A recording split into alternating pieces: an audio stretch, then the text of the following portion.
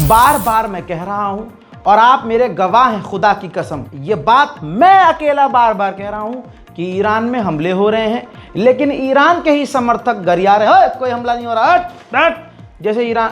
भाई अंधभक्त मत बनो। भक्त बनना समझ में आता है कि आप ईरान के फैन हैं, लेकिन ईरान का अंधभक्त भी बनना नहीं है कि ईरान कुछ भी बोल रहा है तो आप देखिए, फातिमा नाम का एक शहर है, वहाँ खतरनाक धमाका हुआ है। वहाँ के जो लोकल चैनल है वो खुद बता रहे हैं, कुम के बराबर में ही एक शहर है जिस शहर का नाम है फातिमा, वहाँ धमाका हुआ है।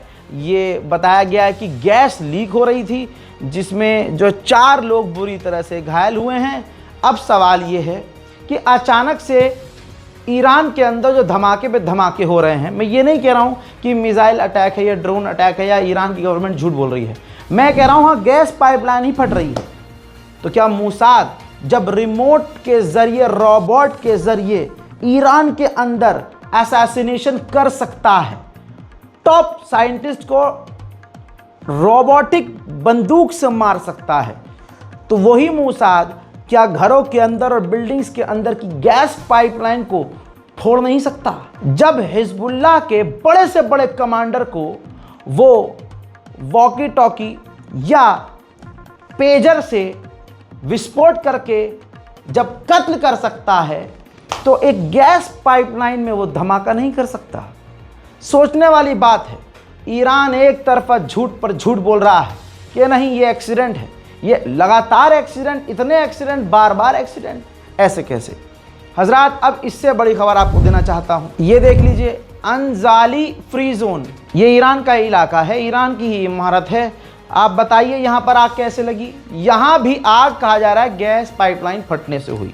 अब इससे बड़ी खबर दे रहा हूँ, ये देखिए, ईरान के बॉर्डर पर अजरबैजान के लड़ाकू हेलीकॉप्टर एक्टिविटी पर हैं, यानी लगातार मूवमेंट हो रही है ईरान के बॉर्डर पर। तो क्या अजरबैजान ईरान से भिड़ने वाला है, या फिर क्या अजरबैजान आर्मीनिया पर हमला करने वाला है? देखिए, याद रखिएगा, अजरबैजान और ईरान के रिश्ते सिर्फ मुंह से अच्छे हैं, अंदर से अजरबैजान ईरान का विरोधी ही है और इजराइल का साथ देता है अजरबैजान। ईरान ने अपने लोगों को वार्निंग दी है कि इजराइल आप लोगों से हमारी जासूसी करवाने के लिए कांटेक्ट कर सकता है या किसी को फंसा सकता है, लिहाजा अलर्ट रहिएगा। आंकड़े बड़े हुए आए हैं, 1062 ईरानियों की मौत हुई थी इजराइल के हमलों में, और दुनिया में छाती पीटी जाती है इजराइल के द्वारा कि हमारे 5 मार दिए, हमारे 20 मार दिए। वहीं ईरान के अधिकारी ने अपने मुंह से बताया है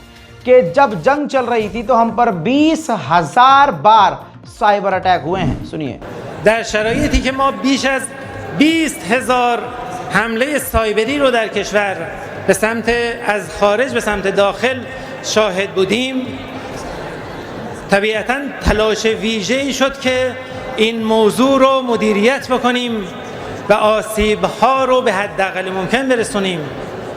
همزمان با حملات میدانی، این حملات سایبری تلاش شد که یعنی دشمن تلاش کرد که खदमात बरखत कश्वर रो। लीजिए, उधर इजरायली ऑफिशियल ने अपने मुंह से कबूला है, अभी भी हम ईरान को अपने अधीन यानी अपने काबू में नहीं कर पाए हैं। और उधर ट्रंप ने कहा है कि अगर ईरान दोबारा से परमाणु बनाएगा तो हम दोबारा से हमला करेंगे। आईडीएफ के चीफ ने भी कहा है कि ईरान पर हमला करने के लिए हमें तैयार रहना चाहिए। ईरान के खिलाफ हमारा ऑपरेशन अभी ख़त्म नहीं हुआ है, हमने इलाके पर कंट्रोल कर लिया है, लेकिन अभी ईरान और हुथीज पर कंट्रोल करना बाकी है। उधर ईरान में हुए एक आतंकी हमले में आईआरजीसी का एक जवान भी कल मारा गया है। मैं फिर से कह रहा हूं, ईरान में बहुत कुछ चल रहा है, ईरान मजबूरी में वो बता नहीं रहा है, और गवर्नमेंट ऑफ इंडिया कह रही है कि ईरान का दौरा मत कीजिए, ईरान का सफ़र मत कीजिए, लेकिन फिर भी आप में से कोई ईरान की तरफ बढ़ रहा है तो वो बेवकूफ़ है। ईरान की इविन जेल जिस पर इजराइल ने हमला करके कईयों को मार दिया था, 75 उसमें कैदी भाग भी गए थे। ईरान ने कहा है कि अभी हमने कुछ को वापस पकड़ा है और अभी बहुत सारे फरार हैं और ज़्यादातर कैदी मारे गए हैं। जिनको लग रहा है कि ईरान में सब कुछ नॉर्मल हो गया है, जानकारी दे दूं कि ईरान के IRGC के टॉप कमांडर्स और जो लीडर्स हैं वो रोज लोकेशन चेंज कर रहे हैं। वो एक जगह नहीं रुक रहे हैं क्योंकि आज भी उन्हें इजराइल के हमले का खतरा है। उधर मेरे दोस्तों, जो मैंने आपको बताया था आपको भी कंफर्म हो गया होगा, इधर उधर से कोई दिल में आपको शक रहा हो तो ये देखिए, पानी लगातार भेजा जा रहा है ईरान के अंदर। अब हर जगह, हर शहर में पानी की किल्लत है, जैसे तैसे पानी भेजा जा रहा है। कहाँ से अरेंज ईरान कर रहा है नहीं पता, लेकिन ईरान इस वक्त बड़ी मुसीबत में है। जिन इलाकों में पानी कम था अब वहाँ ख़त्म होने की कगार पर आ गया है। पता नहीं ईरान में हो क्या रहा है। वैज्ञानिकों की रिपोर्ट जो जारी हुई है उसमें बताया गया है विशेषज्ञों के द्वारा, एक्सपर्ट्स के द्वारा, कि 40% ईरान में बारिश में गिरावट आई है। ये क्या हो रहा है समझ से परे है। ईरान में बारिश ही लगभग मान के चलिए 40% कम हो गई है। तो अकाल तो आएगा ही, काल तो पड़ेगा, सूखा तो होगा। अमेरिकी चैनल पर ईरान के विदेश मंत्री ने कहा है, आपकी स्क्रीन पर है, ये फॉक्स न्यूज़ है, कॉपीराइट का मसला है, आप अपनी आंखों से देख सकते हैं। ईरान के विदेश मंत्री बैठे हुए हैं।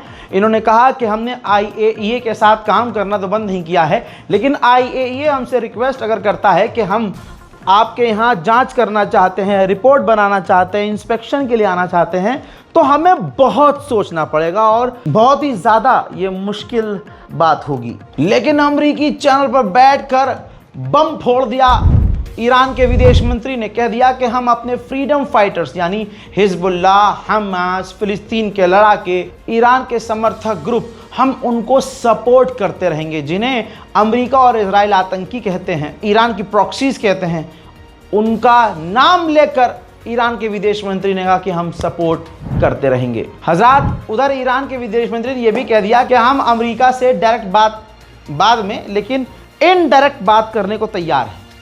इनडायरेक्टली आप हमसे बात कीजिए, लेकिन अमेरिका सॉल्यूशन ऐसा लेकर आए जिससे दोनों की जीत हो। मेरे दोस्तों, उन्होंने चैनल पर यह भी कह दिया कि हमारा यूरेनियम इनरिचमेंट अभी रुका हुआ है क्योंकि हमें डैमेज हुआ है हमले में और हम जंग में हैं इस वक्त, लेकिन हम परमाणु प्रोग्राम अपना छोड़ेंगे नहीं। वो हमारे देश की आन बान शान है और हमारे वैज्ञानिकों की जो शहादत है उसको हम वेस्ट नहीं कर सकते। हम अपना प्रोग्राम जारी रखेंगे। उधर उन्होंने ये भी कह दिया, धमकी भी दे दी कि हमारे पास अपने बचाव के लिए बहुत सारी मिसाइलें हैं और हम अपना परमाणु प्रोग्राम तो जारी ही रखेंगे। ये गलतफहमी में मत रहिएगा कि हम अपना प्रोग्राम बंद कर देंगे। लेकिन एक बड़ी अजीब बात कह दी है। हालांकि तमाम जो ईरान के लोग हैं बचपन से ये कहते आए हैं, जब ईरान का बच्चा पैदा होता है तो उसको नारा दिया जाता है, ऐसे नारे दिए जाते हैं जिसमें ये बात कही जाती है कि इजराइल को नक्शे से मिटाएंगे। लेकिन अमेरिकी चैनल पर ईरान के विदेश मंत्री खेल गए। उन्होंने कह दिया कि हमारा ऐसा कोई प्लान नहीं है जिसमें हम इजराइल को नक्शे से मिटाने की बात करें। झूठा है ये आदमी, जो है सारी बात सही कह के आखिर में झूठ बोल दिया है। अरे भाई, डर किस बात का है? आपका प्लान है तो है। जब ईरान के विदेश मंत्री ने कह दिया कि भाई हमारी जो डैमेज हुई हैं साइट्स, तो तुरंत ट्रंप खुश हो गया। ट्रंप ने फौरन ट्वीट किया कि देखिए कितनी बड़ी बात खुद कह दी ईरान के विदेश मंत्री ने, उनका डैमेज हुआ है, उनकी साइट्स तबाह हुई हैं और जो दूसरे अमेरिकी CNN, PNN हैं ये झूठ दिखा रहे हैं कि हमने तबाह नहीं किया है। जब अगले ने खुद मान लिया तो बात ख़त्म हो गई। यानी डोनाल्ड ट्रंप 24 घंटे टीवी पर नज़र रख रहा है, ईरान पर नज़र रख रहा है कि ईरान के नेता, इधर ईरान के नेता ने बोला और उधर चाचा ने ट्वीट कर दिया। भाई मान गए ईरान को, पक्की एकदम गहरी नज़र रखे हुए हैं डोनाल्ड ट्रंप। ईरान के नेता हगने भी जाते हैं तो उसकी भी जानकारी चाहता है ट्रंप। उधर ईरान ने धमकी दी है कि अगर UN ने हम पर किसी तरह से पाबंदी लगाई तो हम पर्शियन गल्फ की सिक्योरिटी चेंज कर देंगे। यानी एक तरह से धमकी है UN के देशों के लिए कि अगर आपने कोई हम पर पाबंदी लगाई तो हम जो पर्शियन गल्फ है वहाँ आपके लिए ख़तरा पैदा कर देंगे। इजराइल के पूर्व डिफेंस मिनिस्टर का कहना यह है कि हमें फोकस करना चाहिए, हर हाल में फोकस करना चाहिए इस बात पर कि ईरान की जो गवर्नमेंट है उसको चेंज की जाए। उधर चाइना ने ईरान का साथ दिया और कहा कि हम ईरान के पीसफुल न्यूक्लियर पावर प्रोग्राम को सपोर्ट करते रहेंगे। हजरात मोहतरम, न्यूयॉर्क टाइम्स ने जो लिखा है वो आर्टिकल आपकी स्क्रीन पर है। स्पेशली स्क्रीनशॉट लेके आप व्हाट्सएप पर ज़रूर लगाइएगा, दुनिया पढ़े और ईरान की लीडरशिप कितनी बेहतरीन है, इस्लामिक तरीके से जो सरकार चलती है उसकी ताकत ही अलग होती है। यह पता चलेगा। न्यूयॉर्क टाइम्स की रिपोर्ट में खुलासा ये हुआ है, न्यूयॉर्क टाइम्स ने लिखा है कि हमले से पहले, जंग से पहले ईरान के अंदर जो बार बार लाइटें जा रही थी, इसके पीछे भी दुश्मन था और लाइट जाने की वजह से बार बार, जिससे उत्पात ईरान में मचा था, तो अमेरिका इजराइल को यह उम्मीद थी कि जनता सरकार के खिलाफ सड़क पर उतर आएगी और फिर उसी वक्त अमेरिका और इजराइल ने हमले शुरू कर दिए ईरान पर, इस उम्मीद से कि जनता अपनी गवर्नमेंट के और खिलाफ हो जाएगी और सरकार पलट देगी। लेकिन अमेरिका और इजराइल हैरत में पड़ गए कि जनता एक हो गई, लड़ने के बजाय, अपनी गवर्नमेंट के खिलाफ होने के बजाय जनता एक हो गई। उधर एमनेस्टी इंटरनेशनल ने कहा कि इजराइल ने जो जेल के अंदर ईरान में इरविन जेल पर हमला किया उसकी जांच होनी चाहिए क्योंकि वो वॉर क्राइम है। हजरात, इजराइल के अंदर ही ईरान के भारी भरकम सपोर्टर भी हो सकते हैं, क्योंकि ये देखिए, इजराइल की एक सरकारी बिल्डिंग की दीवार पर ईरान का झंडा बनाया गया है, जिसके बाद पूरे इजराइल के उस इलाके में जो है हड़कंप मचा हुआ है और एक झंडा बनाने से इजराइल की जो है पतलून गीली हो गई है। उधर डोनाल्ड ट्रंप ने कहा है कि हम ईरान के आगे हाथ नहीं जोड़ेंगे, बैक नहीं करेंगे, न उन्हें समझाने और मनाने की कोशिश करेंगे कि वो हमसे बात करें। उधर वेस्ट बैंक में इस 14 साल के मासूम बच्चे को इजराइल ने वेस्ट बैंक में कत्ल कर दिया है। इजराइल में अमेरिकी एम्बेसडर ने फिलिस्तीन के वाइस प्रेसिडेंट से मुलाकात की है। मलेशिया के प्रधानमंत्री ने एक वीडियो जारी किया, दुनिया से अपील की और खास करके डोनाल्ड ट्रंप यानी अमेरिका से ये रिक्वेस्ट की कि इजराइल जो एग्रेशन दिखा रहा है इसको रुकवाएं और गाजा के जंग को बंद करवाएं। देखिए। Dear Presidents and Prime Ministers, the tragedy unfolding in Gaza is a test of our shared humanity. Entire families are being murdered. Children, even babies, have been killed. Others are wasting away from hunger. This appalling disregard for human life and dignity must end, for it is a violation of the most basic moral code. Malaysia calls on all world leaders to act with urgency. Every government that believes in international law, every nation that claims to... बिल्कुल अभी खबर आ रही है, Israel की तस्वीरें ध्यान से देखिए। इजराइल के अंदर गैस लीक हुई है और गैस लीक की वजह बताई जा रही है जिसकी वजह से आग लग गई है। सबसे बड़ी बात ये सामने आई है कि इजराइल को सेना की कमी हो रही है, लोग इजराइल की फौज में जाना नहीं चाह रहे हैं। फिलहाल इजराइल को 10,000 सैनिकों की कमी हो रही है। उधर ब्रिटेन के विदेश मंत्री ने इजराइल को धमकी दी है कि अगर जल्द सीज फायर नहीं हुआ और गाजा की जंग को बंद नहीं किया गया तो हम इजराइल के खिलाफ बड़े एक्शन लेंगे। अमेरिकी सरकार ने यमन के हूथियों पर और भी कड़े प्रतिबंध लगा दिए हैं। जब डोनाल्ड ट्रंप राष्ट्रपति बना तो उसने कसम खाई थी, वादा किया था कि मैं जब राष्ट्रपति बनूंगा कोई जंग नहीं लड़ूंगा, ना अमेरिका किसी पर अटैक करेगा। लेकिन 6 महीने से जब से डोनाल्ड ट्रंप राष्ट्रपति बने हैं 529 air strike America Iraq, Iran, Yemen, Syria, Somalia इन जगह कर चुका है ट्रंप। दोस्तों, कुत्ते के पिछवाड़े में भरोसा कर लो कि साफ हो सकती है, और डोनाल्ड ट्रंप और नेतन्याहू की नीयत साफ हो, ऐसा हो नहीं सकता। हजरात, बड़ी खबर आ रही है। अजरबैजान के ये 2 जहाज इजराइल उतरे हैं, खाली उतरे हैं, और इजराइल से ये हथियार लोड करेंगे जहाज़ों के अंदर और फिर अजरबैजान हथियार लेकर जाया जाएगा। कुछ नया होने वाला है और कुछ बड़ा होने वाला है। आज ऐलान इस बात को मैं बता रहा हूं। इसके अलावा आपकी स्क्रीन पर इजराइल की फौज के 2 जवान जिनको जहन्नम भेज दिया गया है, गाजा में मारे गए हैं। फ्रांस के विदेश मंत्री ने भी इजराइल को चूड़ी टाइट की है और कहा है कि ये जो तुमने महीनों से 21 महीने से जो बैन लगाया हुआ है कि पत्रकार गाजा और फिलिस्तीन नहीं जा सकता, वो बैन हटाओ और अंतर्राष्ट्रीय पत्रकारों को गाजा और फिलिस्तीन जाने दो। इजराइल के पूर्व डिफेंस मिनिस्टर का स्टेटमेंट आपके सामने है।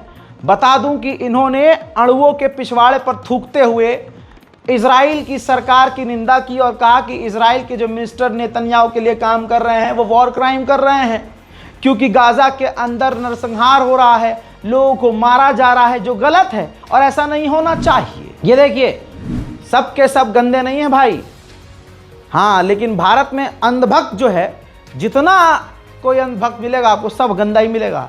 इजराइल का आदमी एक टाइम के लिए सही हो सकता है। ये देखिए, इजराइल के अंदर जो इजरायली मेडिकल एसोसिएशन है उसने मांग की है नेतन्याहू की सरकार से कि गाजा के अंदर मेडिकल इक्विपमेंट्स जाने दिए जाएं। पूरी दुनिया में यहूदी गोरे तो हैं लेकिन मुंह काला हो गया। ये देखिए, ग्रीस एक याच पहुंची जिसमें सैकड़ों इजरायली थे, सैकड़ों हरामी इजरायली थे। अब वो याच जब ग्रीस के पोर्ट पर पहुंची, अब वहां से जब इजरायली उतरने लगे तो तुरंत पूरे इलाके, ग्रीस के इलाके में जो लोग रहते थे उन्होंने जबरदस्त प्रदर्शन शुरू कर दिया, रास्ता जाम कर दिया, प्रदर्शन किया, इतना बवाल काटा कि इजरायली लोग समझ गए कि यहां तो हमारा सुअर बना दिया जाएगा। तुरंत उस याच में वापस सवार हुए और वो याच साइप्रस चली गई। एक कैनेडियन इजरायली है जिसने गाजा के अंदर खूब नरसंहार किया इजराइल की सेना में शामिल होकर, अब उसकी फटी पड़ी है। वो कनाडा वापस जाने से डर रहा है कि अगर मैं वापस गया तो मेरे अपने ही लोग मुझ में कितने छेद करेंगे, ये वो जाने या वो। बहरहाल, गाजा की मदद करने के लिए इस बारकोड का इस्तेमाल ज़रूर कीजिएगा ताकि गाजा में हम कुछ तो मदद कर सकें। फिलहाल के इस स्पेशल रिपोर्ट में, मिडिल ईस्ट स्पेशल रिपोर्ट में इतना ही। इस रिपोर्ट को शेयर कीजिए, चैनल को सब्सक्राइब कीजिए और दुआओं में याद रखिए। जय हिंद।